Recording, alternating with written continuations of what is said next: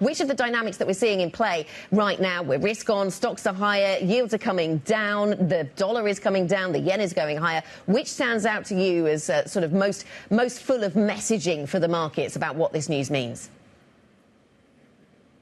I think the one that should be probably most sustainable is equities a bit higher, because this is a continuation of what was seen as the first leg of the Trump trade. I think the idea of dollar softness and yields lower on the Besant announcement can't be that sustainable, given it goes contrary to what the narrative was about every other Trump appointment out there.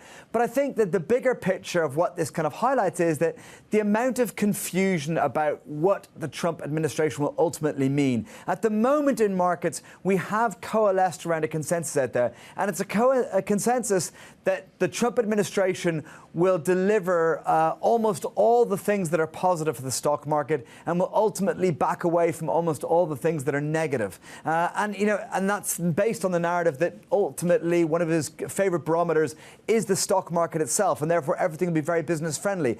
That might indeed end up being the case, but I'm very, very worried by the way the market is so quick to dismiss some of the policy suggestions that have been reiterated again and again that would be very damaging, as if they're just bluster and bluff, and yet he'll get away with all the positive ones. So I'm quite worried at the path from here and don't have much conviction.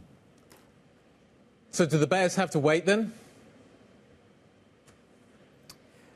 I think that, for now, for this week, short term, we're going to kind of basically run out of steam on the Besant trade, probably in the next 24 hours or so. And then I think we go into month end, we go to Thanksgiving. And I think for a while, we're going to go, hey, wait a sec. Trump doesn't come into power until January. We've priced in enough of those probabilities. Now we got to get back to the data. We got to get back to what the central bank paths. We've got jobs data, CPI. We've got the Fed coming up in December. It's going to be lower liquidity time. I think we're going to back off from trading those Trump trades, and then the Trump trades kind of come through again in January when we get more clarity.